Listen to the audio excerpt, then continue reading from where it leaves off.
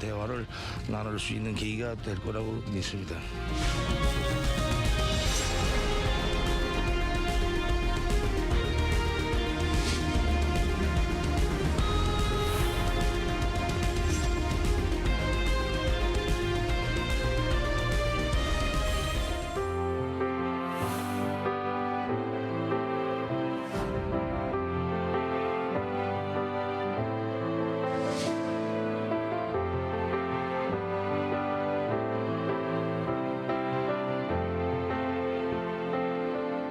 행복 있게 살았어요.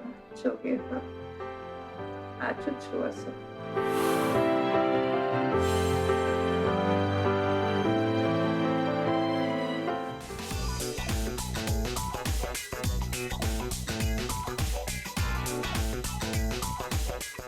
최영일 평론가 그리고 KBS 통일외교부의 이호영 기자 자리했습니다. 오늘 첫 번째 주제 보겠습니다.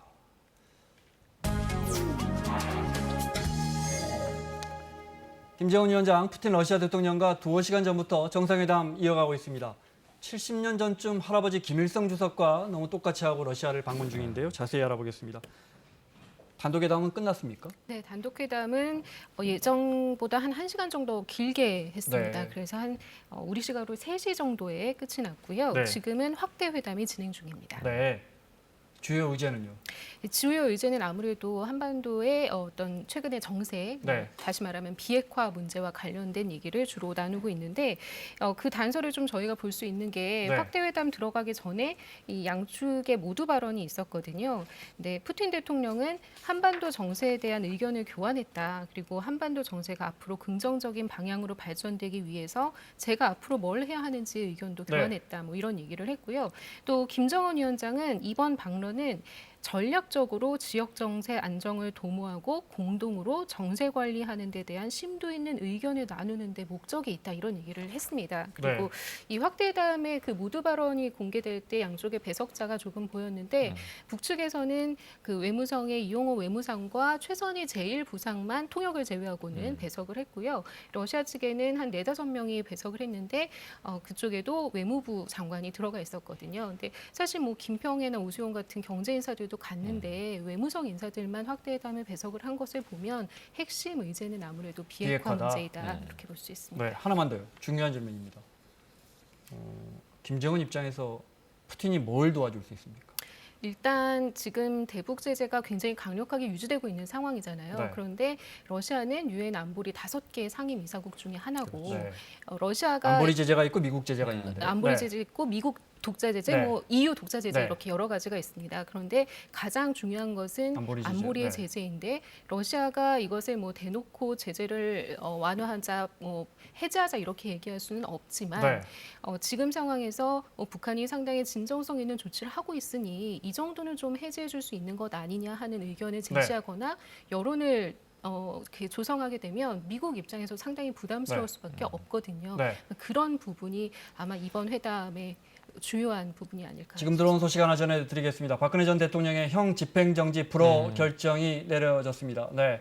박근혜 전 대통령의 변호인단이 며칠 전에 신청했었죠. 형의 집행을 정지해달라는 요청에 대해서 검찰이 불허 결정을 내렸다는 부분 전해드리도록 하겠습니다. 자세한 소식 이어지는 뉴스에서 전해드리도록 하겠습니다. 이 기자의 설명 알겠습니다. 그러니까 네.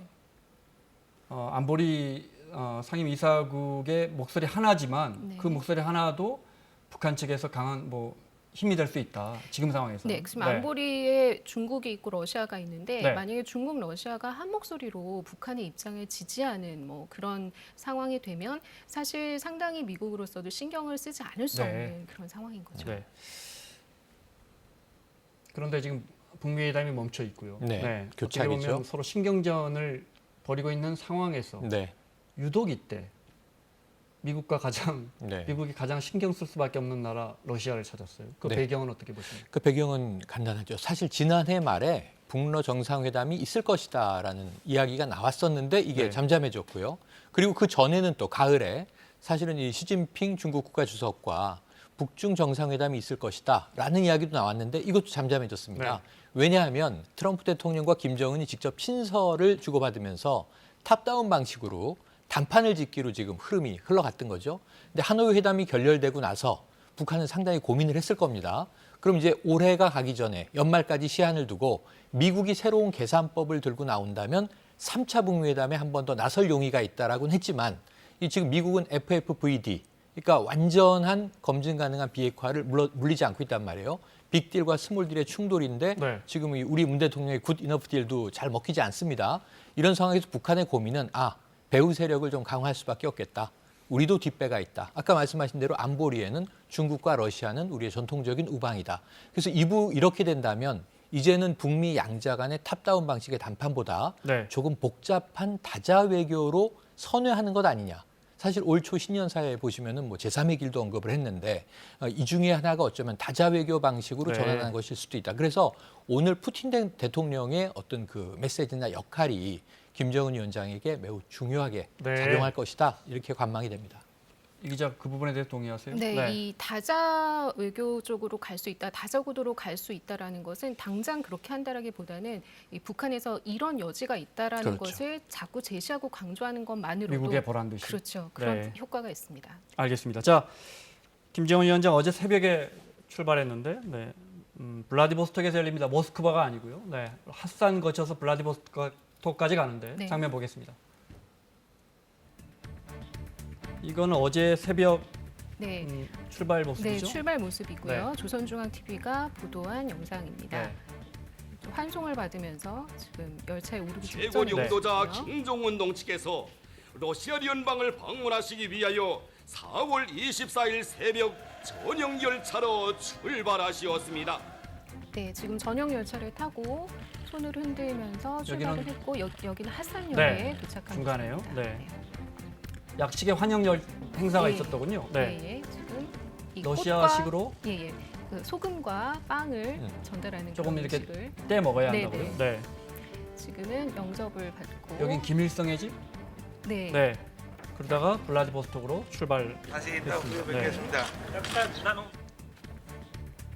예, 지금 블라디보스톡역에 어제 네. 오후에 도착한 모습이고요. 러시아 외무차관, 국동개발부 장관 등이 영접 나왔다고 합니다. 네, 사열이 있었고요. 의장대 네. 사열을 받았고 지금 복장을 보면은 이 긴 코트의 중절모를 아까 썼다가 지금 네. 벗은 모습인데요.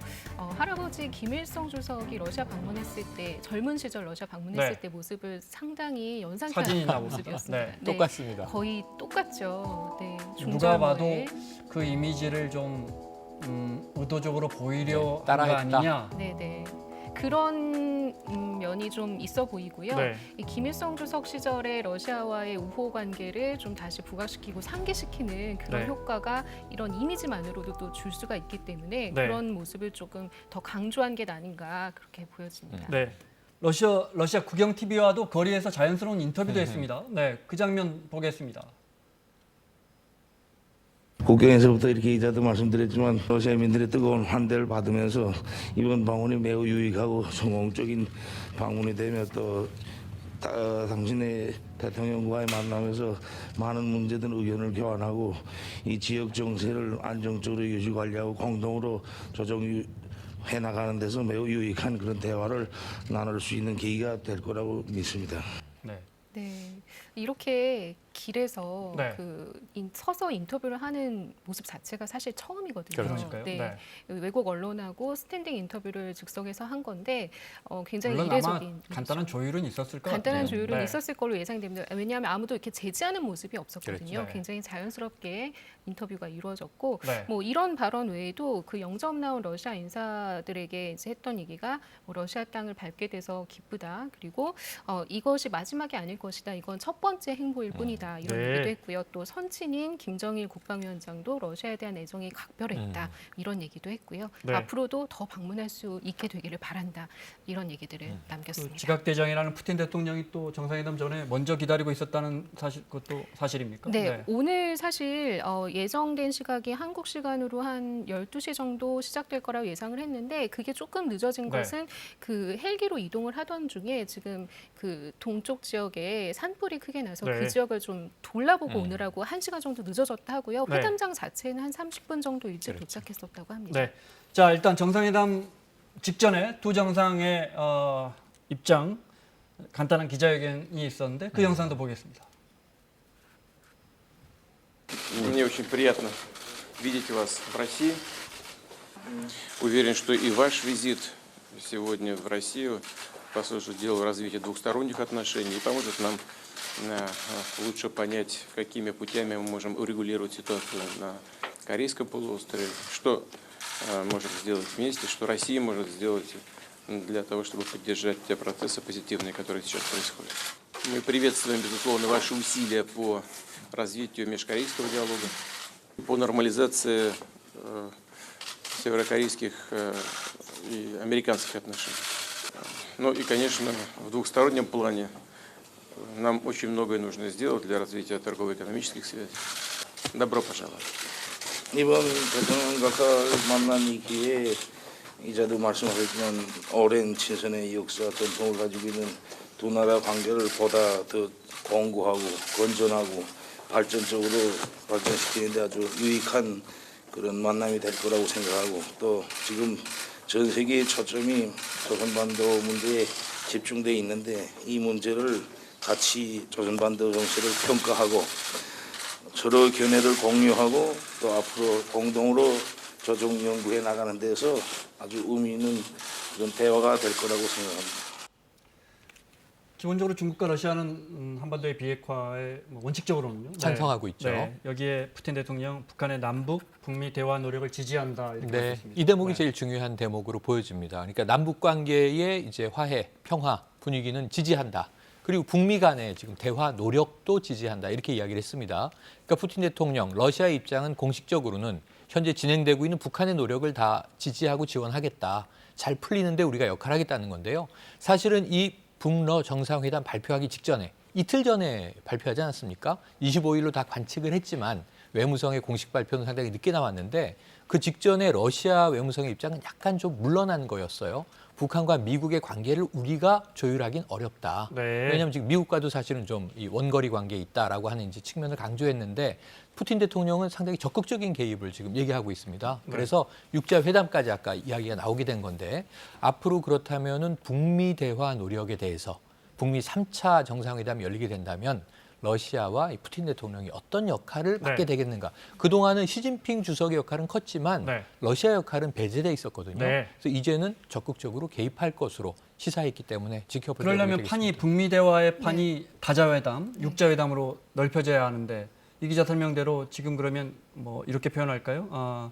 북미 회담이 막히니까 김정은 위원장 입장에서는 다자회담 쪽으로 한번 뭐 돌파구를 찾아보는 네. 그런 가능성이 있는데요. 그러니까 일단 지금 러시아에서 육자회담을 제안할 수 있다. 뭐 이런 외신 보도가 나오고 있기는 한데 네. 그렇게 되면 사실 우리 입장에서는 그렇게 좋을 것은 그렇죠. 없습니다. 이게 행위자가 많아지게 되면 각자의 이해관계가 다양해지기 절차도 때문에 더 복잡해지고요. 절차도 복잡해지고 의사결정도 어려워질 수 있거든요. 네. 그리고 한반도 문제가 지나치게 국제화된다는 그런 네. 면도 있고요. 또 무엇보다 미국 입장에서 이걸 바라지 않을 겁니다. 지금 여러 그렇군요. 행위자가 참여해서 이談판을 여러 사람이 참여해서 이어가게 되는 상황을 바라지 않을 거고요. 네. 그 아까 발언에서 좀 주목되는 부분이 김정은 위원장이 반복해서 얘기한 것이 견해를 공유했다. 견해를 공유했다 이런 얘기를 하는데요. 네. 지금 미국과 북한의 입장 차 중에서 가장 큰 것이 일괄 타결이냐 단계적 해법이냐이잖아요. 그런데 한 가지 주목할 것이 2007년 7월에 그 푸틴과 시진핑 주석이 만나서 어떤 공동성명 형태로 한반도 비핵화에 대한 뭐 일종의 로드맵을 밝힌 네. 적이 있습니다. 그 핵심이 어떤 단계적인 맞습니다. 이행과 제재 완화를 병행하는 방법이었거든요. 네. 그런 차원에서 지금 북한이 자신들이 가지고 있는 입장에 대한 지지를 좀 끌어내고 네. 설득하고자 하는 그런 논의를 했을 것으로 보입니다. 알겠습니다. 시간 때문에요. 그래도 이건 여쭤봐야겠습니다. 한미 정상회담 끝나고 남북 정상회담 일정 우리가 기대했었는데 네. 사실은 뭐 그야말로 뭐 첫 마디도 안 나오는 상황입니다. 네, 어떻게 네. 전망합니까? 지금 현재 우리가 제안을 했으나 북측에서 일단은 뭐 이 북러 정상회담 준비 때문에 그 네. 겨를이 없었을 것이라 이해되는 측면이 있는데요. 네. 아직까지 뭐 전망을 쉽게 하기는 어려운 상황인 건 분명합니다. 그렇지만 지금 5월, 6월에 동북아에 굉장히 많은 모멘텀들이 있거든요. 그 트럼프 대통령이 일본을 연달아 네. 5월에 방문하게 되고, 근데 이 기회를 살리지 않으면 안 된다라는 것이 지금 우리 정부의 입장이기 때문에 네. 남북 정상회담을 추진하고자 하는 그런 노력은 지금 계속 이루어지고 있습니다. 네, 알겠습니다. 자, 이효영 기자 수고하셨고요. 오늘 두 번째 주제 보겠습니다.